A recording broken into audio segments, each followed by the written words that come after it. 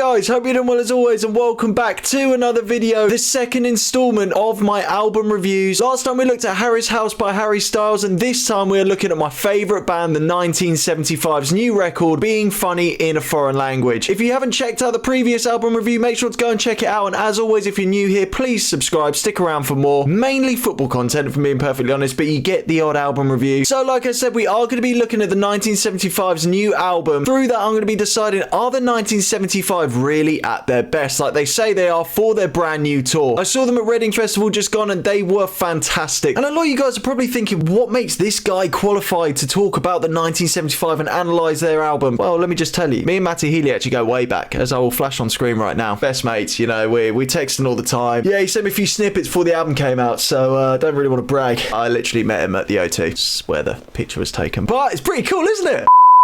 As always, guys, I want to hear what your guys' thoughts are on the album in general and what your favourite songs are, what your least favourite songs are, and just generally what you think of the record as a whole. Like I did with the last album review, I'm going to start from my least favourite song on the album, work my way up to the favourite. Initially, my first couple of listens to this album, it is very different, almost folky and a bit country in places, but with a sprinkle of classic 1975. But without further ado, we're going to get into 11th place. So the reason why I've gone for When We Are Together to be bottom is not because I don't like it. All the songs on this record I do like to some capacity, but this one happens to be the one that I like the least. This one's a very good breakup anthem, very somber, very full of pity, and just captivates that moment very nicely in a song. And I think that one of the good things that this song showcases with Matty Healy in the 1975 is with the songwriting, just how these simple lines can just evoke so much emotion and sympathy. And I think that's really powerful in a song like this. I like Socks with Sandals, she's more into scented candles. I just think that that's such a simple but playful rhyme. Again, it just captures a little glimpse into their relationship, and I think that's really, really cool. I thought we were fighting, but it seems I was gaslighting you. I didn't know it had its own word. Again, just a playful little insight into the mind of Matty Healy and the kind of ignorance, I suppose, that he has to a degree when arguing. But also, what's quite interesting about that lyric especially is where he says he didn't know that gaslighting had its own word. In a sense, is almost gaslighting. All in all, like I say, I think this is a nice song, but I can't see myself repeatedly listening to it. I don't think it's as good as some of the other songs on the record, as we'll get into later on. If this is your favourite song, I'm very sorry. Please don't hate me. Okay, so next up in 10th place, I've gone for Wintering, and this is a very upbeat, cheerful song, Christmas vibes. I mean, when he's talking about coming home on the 23rd, instantly you think about December and that kind of build up to Christmas, and it's very family orientated. You're getting a kind of look in at his family dynamic around this time of year. The reason why I've got this one as low down as I have is mainly because I don't think that the chorus is as memorable and kind of catchy as some of the other ones. And actually, one of my favourite lyrics off the whole album, he said his official friend died because of officiate. I think it is so clever. It's just that play between official and officiate, and saying that he died because of a fish that he ate. Another lyric, John's obsessed with fat ass and he's 10 years old. John's a man after my own heart. Again, I think that's just a very sort of playful, almost look into society at how from a very young age, people, and boys especially, are exposed to nudity and pornography and stuff like that, and how already at 10 years old, this boy already knows what he likes in a woman, and it's interesting. Without wanting to go too deep on it, that lyric just made me laugh. At the same time, for the reasons that I've already discussed, I don't think that it warrants being higher up on my list, but again, I like it. I think it's a very upbeat, playful song, and I can see myself listening to this fairly regularly, but I don't know if it will stand the test of time, and whether in a year or two, when I think I want to listen to some 1975, whether this will be one of the first songs that I put on, which is why it's as low down as it is. But like with all the rest of the songs, I think it's a good tune, and I like it.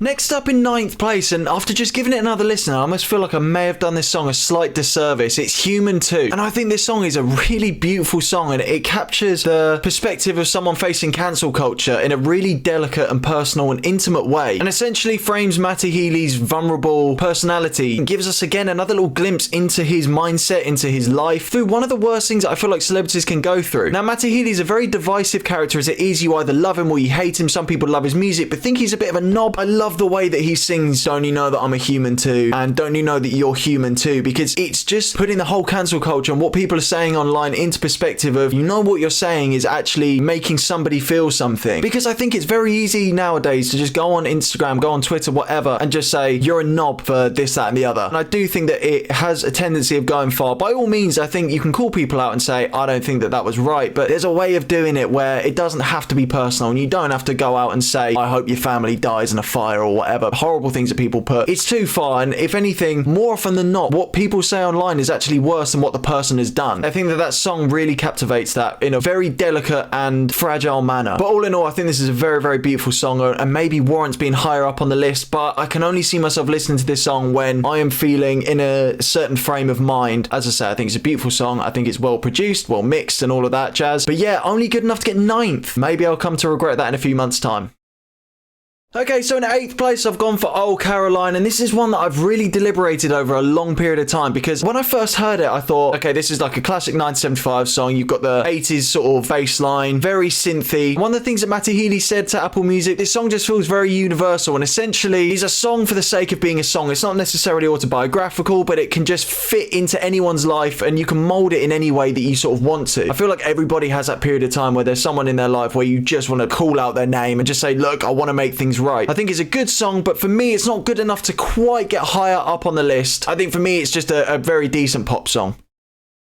In 7th place, I've decided to go for the 1975, which is the opening track on the album. One of the things that I love about the 1975 is I always keep you guessing about what the title track's going to be. For the first 3 albums, it was largely very similar, just a traditional intro track that was slightly reimagined each time. On the previous record, it was obviously Greta Thunberg talking about climate change and the situation that the world's in at the moment, and it almost feels like Matty Healy's kind of done his own kind of spin on that by just talking about the state of the world. The intro reminded me a lot of Baba O'Reilly and a little bit of part of the band as well. Just that kind of intense piano that just keeps going, and I love the build up throughout the song. But like I said, I want to focus more on the lyrics of this song than the actual music. I mean, first and foremost, what a way to start the album by saying this will get bigger if you know what I mean, which you can only assume he's talking about his penis. But equally, you could infer that he's talking about the state of the world at the moment and the problem that we find ourselves in, whether it's climate change, whether it's the kind of international tensions. I like how open-ended that is, and how initially you can interpret that as just being about a penis, and then kind of take it from there into loads of different things. Now, a recurring line in this song is, I'm sorry if you're living in your 17, which essentially is just sympathizing with the young people of the world. I mean, I'm 21, and I still feel like I'm uncertain about what the future brings, and I feel like that's just a common thing for young people. I mean, I think about my parents' age growing up in the middle of the Cold War, my grandparents growing up in the middle of a world war. I feel like there's always uncertainty, this underlying uncertainty, and it just seems that this generation's, you just don't know what it's going to bring. Feeling apathetic after scrolling through hell. I think I've got a boner, but I can't really tell. Social media is a curse. I looked at my screen time last night, and my average is about 7 hours a day, which is the vast majority of my day on my phone, just scrolling through crap. Now, one of the last lines that I want to focus on is you're making an aesthetic out of not doing well, which I think is very interesting, because I think there are a lot of people that almost romanticize the idea of being not okay and look for the sympathy that comes with it as almost like a character trope. But all in all, like I say, I think this is a very interesting track, and it covers a lot of social topics more so than anything, and just sort of the state of the world, and I think it's very powerful. Is it going to be so high on my list in a few months' time? I don't know, but I think it's a fucking brilliant song and a great way to open up the album.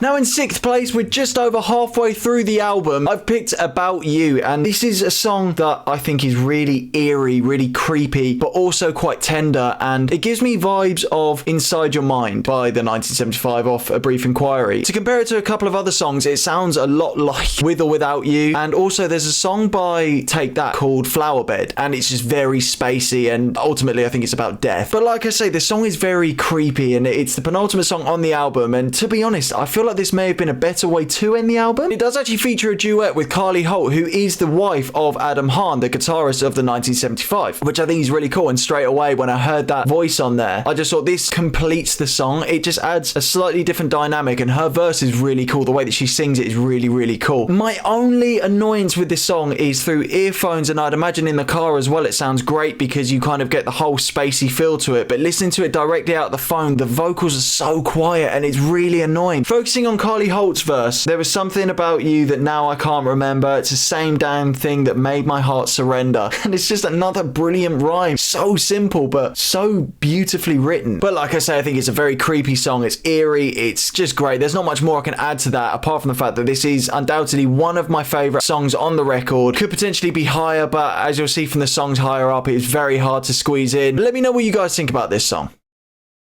Moving into the top 5 now, and we start things off with All I Need to Hear. And for me, this is the 1975 at their very best. When it comes to this genre, these very delicate little melodies, I think they've absolutely smashed it with this. And they've smashed it with a single art cover as well. I thought that was brilliant, the silhouette. But again, this is another one that lyrically is just so simple, but so beautifully written. I get out my records when you go away. When people are talking, I miss what they say. Because he's got his records out and he's listening to them and he's zoned into the music that he's listening to. But equally, you could take that as he's so focused on the fact that his other half isn't here that he just zones out from reality. Because it all means nothing, my dear, if I can't be holding you near. So tell me you love me, because that's all I need to hear. He's just so simple and so precise and just gets to the point. Doesn't beat around the bush, but says it in a really beautifully written way. And I love the guitar. I love the simple beat. It was a live recorded track as well, which I think makes this a little bit more intimate as well. It's very, very impressive. I don't need music in my ears. I don't need the crowds and the cheers. Just tell me you love me, because that's all I need to hear. Feels a lot more direct to someone like Matty Healy, who's in the limelight, who has seemingly everything. He has so many people that love him, but he just wants his one person. All in all, it's a brilliant track and narrowly misses out on being higher. Again, I think that we're at the point now with the album listings where I'm just going to be gushing about every single song. This song is so 80s and so 1975. It sounds like a Phil Collins track, and I played the track to my mum and dad as well. My dad straight away said that it sounds like a Bruce Springsteen track from around 1985. The song in itself is about someone with a gun running through a field and shooting people. Very, very dark. It's a very strong comment on gun culture in America. Somebody running through the field, somebody should have stayed home, somebody picking up the body of somebody they were getting to know. It's so bouncy, and almost with the syllables feels like you're running. Honestly, it rolls off the tongue so easily, but when you actually listen to the lyrics that they're saying, it's so unbelievably dark. Supreme gentleman with a gun in his hand, looking for somebody to love. I feel like that's more of a looking inside the brain of somebody that carries out these horrific acts, and ultimately how they, in some cases, are deprived of love, and they're just looking for someone to love, as their song suggests. And that love that they're missing has caused them to do such a horrific thing. I think it's just a small little glimpse into the gun culture in America from an outside perspective, and just tells, as I say, a really, really horrific and sinister story. This is going to be blaring out my car for a long, long time. I think it's a brilliant track, and it's exactly why it's in 4th place. Could even be higher for me. Part of the Band is a song that I've chosen for 4th place, and to be honest, if you want a brilliant analysis of this, go and check out Justin Hawkins' YouTube channel, because he broke down this song fantastically and he knows far more about music than I do. But lyrically, I think this is where this track really stands out. Before I get into that, I will just focus on the actual instrumental of it. The string quartet, I think, captivates the mood of this album very well, because a lot of them, as I said at the beginning, is very stripped back, very sort of country and almost folky in some aspects, and I think it's very, very different. It's going to be very hit or miss with the fan base, I feel. So many cringes and heroin binges. I was coming off the hinges, living on the fringes of my imagination. 4 rhymes in a row. It all makes sense as well. Now, my favourite part of this track is actually the last few lines. Talking about cocaine, I've not picked up that in 1,400 days and 9 hours and 16 minutes, babe. It's kind of my daily iteration. When you listen to that in the actual song, it's just flows so well. There's so many words, and just kind of paint the fact that someone who's an addict, it's very hard to just snap your fingers and forget. It's always on your mind, and kind of makes you feel good about the fact that you haven't done it, if that makes sense. As you said, this is daily iteration. But all in all, I think this is a very good song, a very different song. But all in all, I think it's a great track. 2nd place is Happiness. Now, these two tracks for me are what the 1975 are all about. Upbeat dance tunes, great tracks, and Happiness is just that encapsulated brilliantly. It's a classic headbanger. As soon as it comes on, you just want to start dancing. It's a brilliant tune. I'd go blind just to see you, go too far just to have you near. Saying that you'd go blind to see someone is deliberately ironic, because it's saying I would do anything to see you, even go as far as not being able to see you. Basically emphasizing how much this person likes the other person. And the chorus in itself, to be honest, I still don't know how many my-ohs or how many my-yous there are, but it's catchy. Just a great pop song that's going to get stuck in your head. Very, very good, and like I said, just makes you want to get up and dance. I also love the call and response bit in the 3rd verse, where you've got the band who are echoing what he says, and just the ad-libs are just really, really good. It completes the song for me. I think it's a brilliant, brilliant track, and again, this for me is the 1975 at their best. But it is not quite their best, because I think their best on this album is I'm in Love With You. It's so catchy. It's just the antithesis of what a catchy pop song is. Lyrically, it's not massively special, but it doesn't have to be, because it sounds so good. And like with Happiness, you hear it and you just want to get up and dance. And obviously the best part on this track, and probably the whole album, Don't Fuck It You Muppet. It doesn't have to all be serious. It doesn't all have to be political, and it doesn't all have to be dramatic. It's fun, it's playful, very catchy, very good, and it'll be stuck in your head for about 6 months. But ladies and gents, that does bring us to the end of the video. I really hope you've enjoyed all of my waffling as much as you can. As I said at the beginning of the video, I want to know what you guys think about these tracks. But to answer the big question, is this the 1975 at their very best? I don't think so, compared to the fact that I think that the albums before, I think, are so hard to beat, but they are fantastic on this record. I think it is very, very good. It's certainly growing on me the more that I listen to it, but I don't think it's them at their very best, because I think their very best is so hard to top. But let me know what you guys think in the comments. I hope you have enjoyed as always, and if you've got this far, fair play. Take care, guys. I'll see you in the next one. Peace and love.